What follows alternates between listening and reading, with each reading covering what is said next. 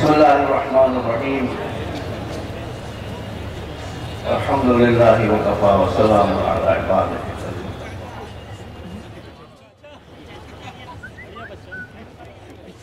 یہ بتائیے اس کائنات کی سب سے بڑی شکتی، سب سے بڑی طاقت کون ہے؟ اس سے بڑا تو کوئی نہیں ہے۔ ان اللہ علی کل شیء قدیر، اللہ ہر بات کا قدرت، جو چاہے وہ کر سکتا ہے۔ اگر وہ آپ کے ساتھ ہو جائے تو آپ جنگ جیتیں گے کہ ہاریں گے؟ اس کو اپنے ساتھ لیں گے، اللہ کو اپنے ساتھ لیں گے، وہ بہت آسانی سے آپ کے ساتھ آ سکتا ہے۔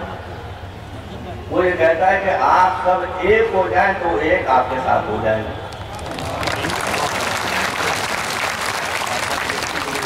اس لیے اپنی اس مختصر تقریر میں سب سے پہلی بات تو میرے سربراہ کچھ علماء تشریف فرمائے، وشرام جی بیٹھے ہیں اور بڑے بڑے لوگ بیٹھے ہیں، اور آپ کے سامنے اتنا بڑا مجمع ہے۔ آپ سے یہ اپیل کروں گا، یہ نویدن کروں گا، یہ درخواست کروں گا کہ آپ نہ شیعہ ہیں، نہ آپ سنی ہیں، نہ آپ دیوبندی ہیں، نہ آپ بریلوی ہیں، نہ آپ سلفی ہیں، نہ آپ مقلد ہیں، نہ آپ غیر مقلد ہیں، آپ صرف مسلمان ہیں بس۔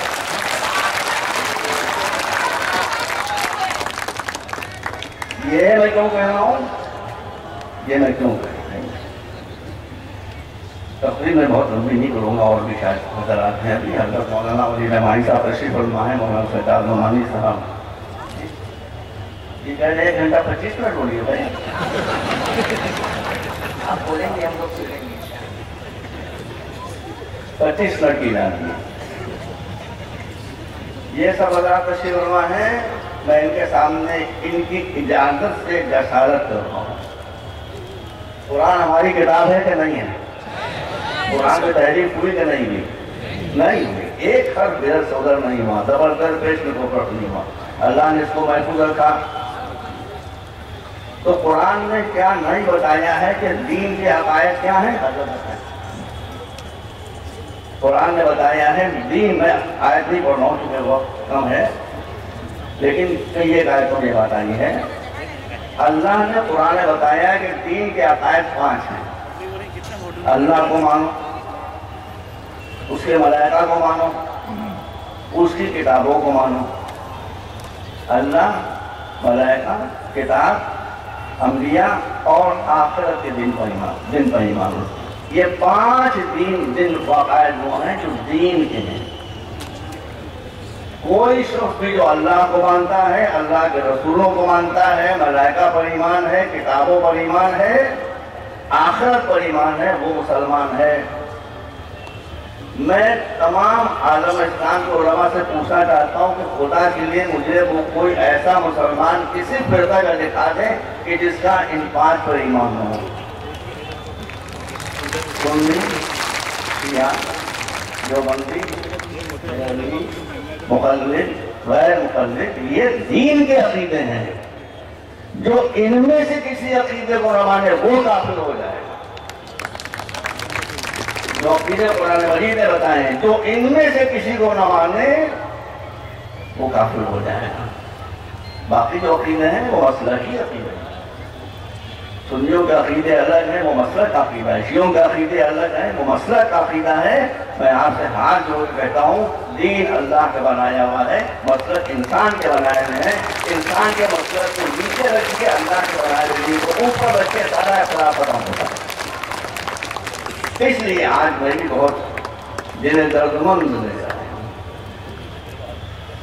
اللہ آپ کے ساتھ ہو جائے گا تو یہ جنگ جو خطرناک جنگ ہے یہ آپ جیت لیں گے۔ اللہ کے ساتھ ہونے کی ایک شرط ہے، مجھ سے بہتر ہمارے میرے پیچھے تشریف فرمائے۔ ارشاد الہی ہے وَلَا تَهِنُوا وَلَا تَحْزَنُوا وَأَنْتُمُ الْأَعْلَوْنَ إِن كُنتُم مُؤْمِنِينَ۔ تم دو چار ہو، دوسرا ہزاروں کی تعداد میں ہے. تم غریب ہو، وہ امیر ہے. تمہارے پاس پیسہ نہیں ہے، اس کے پاس پیسہ نہیں ہے. ڈونٹ وری، کوئی فکر کی بات نہیں. یہ اللہ فرما رہا ہے قرآن میں، جو سچی کتاب ہے. ہم گیتا جی کی میں ہم نے پڑھا ہے، اچھی طرح سے پڑھا ہے، لائبریری میں ہم نے پڑھی ہے. فی الحال قرآن کی بات میں کہہ رہا ہوں. سب کتابیں بہت اچھی ہے، گیتا جی بہت اچھی کتاب ہے.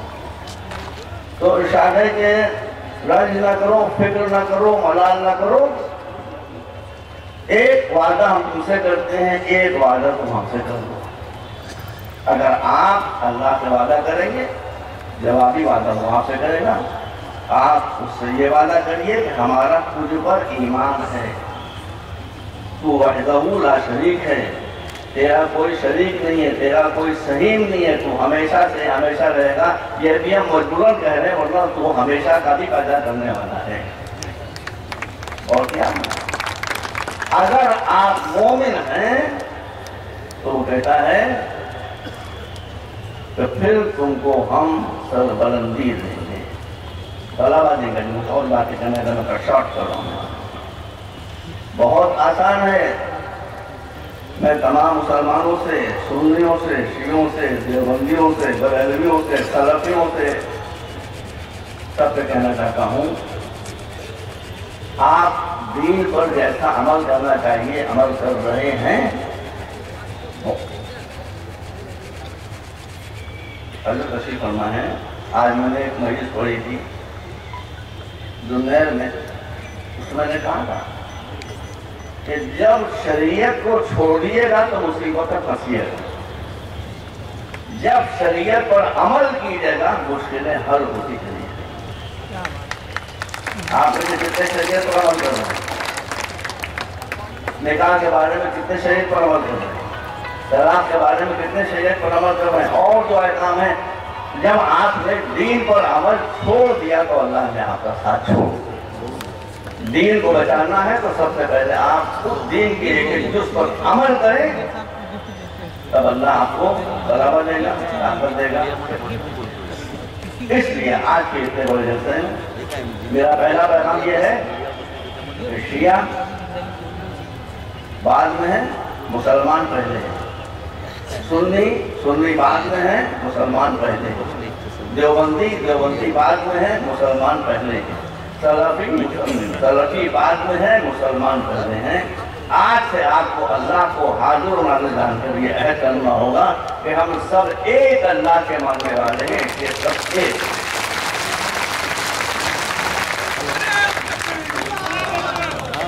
اگر آپ ایک ہو گئے تو گناہ گار انسان ہو، تو میں آپ کو یقین دلاتا ہوں کہ وہ ایک آپ کے ساتھ ہو جائے گا. جب وہ ایک آپ کے ساتھ، معلوم ہے میں جو آپ سے کہہ رہا ہوں، پہلے میں نے اس پر عمل کیا ہے.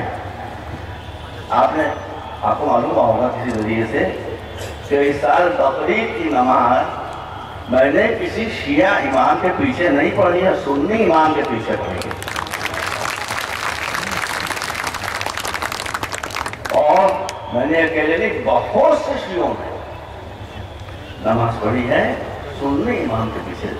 یہی دکھانے کے لیے کہ جب اللہ کے دربار میں آئیں گے تو ہم نہ شیعہ ہیں نہ سنی ہیں، ہم فقط اور فقط مسلمان. دوسری گزارش، اللہ حضرت مولانا ولی رحمانی صاحب کو صحیح و سالم و عافیت و توانا و صحت مند رکھے. دیکھیے اگر بہت معاملہ گڑبڑ ہوا ہے، ہم اللہ کی مشیت پر قابل ہو جاتے ہیں، اس کے ہر حکم و فیصلے کے سامنے پر جھکائے ہیں، مگر ادھر ہمارا بڑا نقصان ہوا ہے. حضرت مولانا نظام الدین صاحب جو ایک ستون تھے ہمارا، وہ گر گیا. ابھی اس صدمے سے ہم سمجھنے نہ پائے تھے کہ عبدالرحیم قریشی صاحب حیدرآباد میں، انہوں نے بھی ہمارا ساتھ کیا. ابھی جھٹکے سے ہم نہیں اٹھ رہے تھے کہ عبدالستار صاحب صاحب وہ بھی دنیا سے ہوتے. ایک ایک کر کے سب اٹھتے جاتے، سب اٹھتے جاتے. اب تک جس کا نمبر آئے گا ہو سکتا میرے ہی نمبر ہے. میں کہتا ہوں کوئی اور جانے والا مجھے قربانی کا بکرا اللہ بنا کے مجھے وہ دنیا سے اٹھا دیا. باقی جو اللہ حضرت تشریف فرما ہے، میں ان کی خدمت میں اور مولانا اور معتبانہ یہ گزارش کروں گا مسئلہ نازک ہے. ہم سب لوگوں کا فریضہ ہے کہ اکیلے مسلم پرسنل بورڈ نہیں بلکہ جتنی مسلمانوں کی فعال اور ایکٹیو تنظیمیں ہیں خلوص کے ساتھ کام کر رہی ہیں.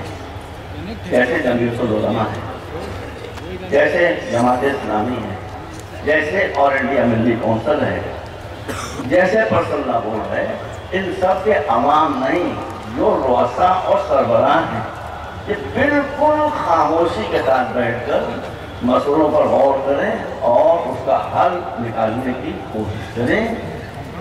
پہلا قدم میں حضرت کو یقین دلاتا ہوں اور حضرت مجھ سے زیادہ بہتر واقف ہیں, سارے ہندو موہن بھاگوت کیسے چھوڑی ہیں بھائی. ہم ان کا بھی احترام کرتے ہیں, بڑے آدمی ہیں, لیکن میں نام آپ سامنے بہت اٹھا لیتا. کتنے بڑے بڑے سوامی ہیں, کتنے بڑے بڑے سوامی جن سے فیس ٹو فیس میری بات چیت ہوئی, وہ سب ان باتوں کو ناپسند کرتے ہیں. یہ سچے ہندو ہیں, یہ پولیٹیکل ہندو ہیں. پولیٹیکل ہندو اس دیش کو برباد کرتے ہیں. اس لیے کہ جب دھرم میں پالیٹکس آتی ہے تو مصیبت آتا ہے. اسلام میں بھی یہ اسلام میں بھی یہ بات ہے. میں ہندو بھائیوں کو سمجھانا چاہتا ہوں, ارے بھائی گیتا جی میرے سرانے رکھی ہوئی ہیں, شام کو سونے سے پہلے میں گیتا جی کا ادھین کرتا ہوں, صبح بولتا ہوں تو پڑھتا ہوں. میرا ارادہ ہے کہ میں بیٹھوں ہوں, ساری کتابوں پر ایمان آئے. اللہ نے ابھی مجھے جو 5 عقیدے بتایا اس پر کتاب کا نام ہے, کتب کا نام ہے. اور پھر شاہد کل اجانے ہر جگہ ہم نے کتابیں بھیجی. بس میں بات کو مختصر کر رہا ہوں. دوسری بات ہو گئی, دوسرے پلان کے تحت آپ کو جو سچے ہندو ہیں, جیسے ہمارے وشرام جی ہیں, میں نام نہیں کہتا ورنہ پسند ہے مجھے, اکثریت ہے ایسے ہندوؤں کی جو کھلے دل, جو دیش بھکت ہیں, جو دنیا میں ہم چاہتے ہیں. میں ایک بات آپ کے سامنے کروں, ایسے ہندو بہت ہیں. دیکھو بیٹا, دو گیسز ہوتی ہیں. ایک گیس ہوتی ہے آکسیجن, ایک گیس ہوتی ہے ہائیڈروجن.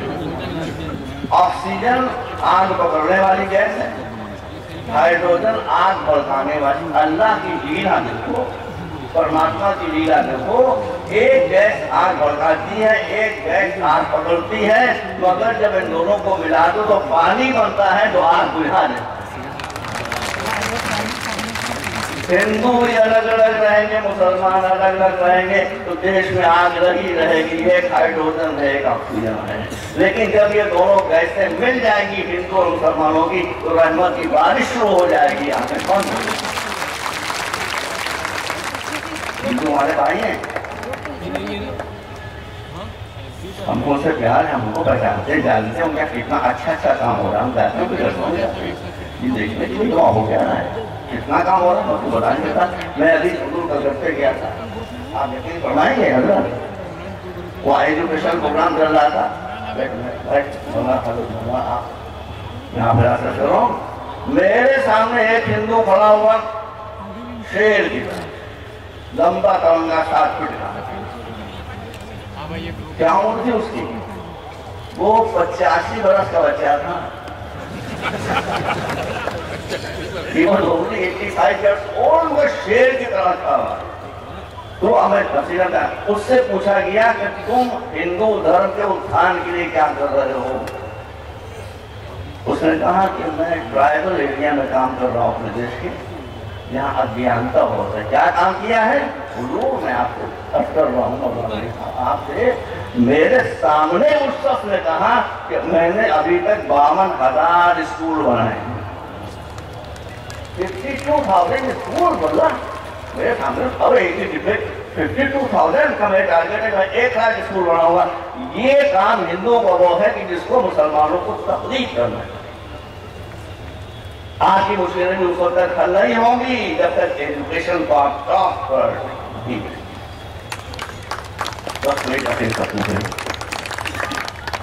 کچھ لوگوں کو یہاں غصہ بھی آ گیا کہ خدا نے یہ کہہ دیا, خدا نے یہ کہہ دیا.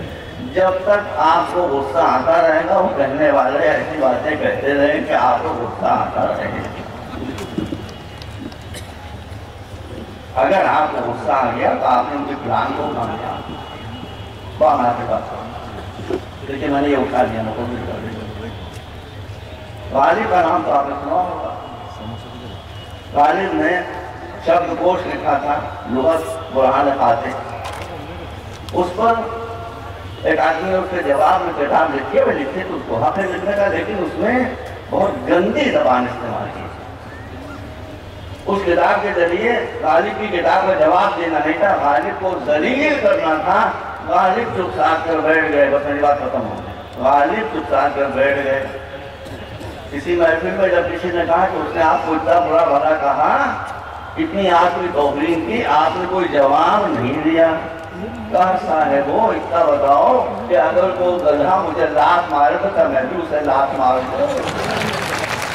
یہ جو بکنے والے ہیں یہ سب گدھے ہیں, لاتے چلا رہے ہیں. ان کی لاتوں میں جواب آپ لاتوں سے کر دیں, ان کی باتوں پر ہنس کر مسئلے کو ٹال دیں. انشاءاللہ اللہ کے ساتھ ہیں. میں آپ سے رخصت ہو رہا ہوں, لیکن پھر اس دل دردمند کی اپیل کے ساتھ, درخواست کے ساتھ کہ اب آج کے بعد آپ مجھے ہر پلیٹ فارم پر ایک دکھائی دیں گے, اپنے دین سے وابستہ ہوں گے, مقصد کو پسند کریں گے. وآخر دعوانا الحمدللہ.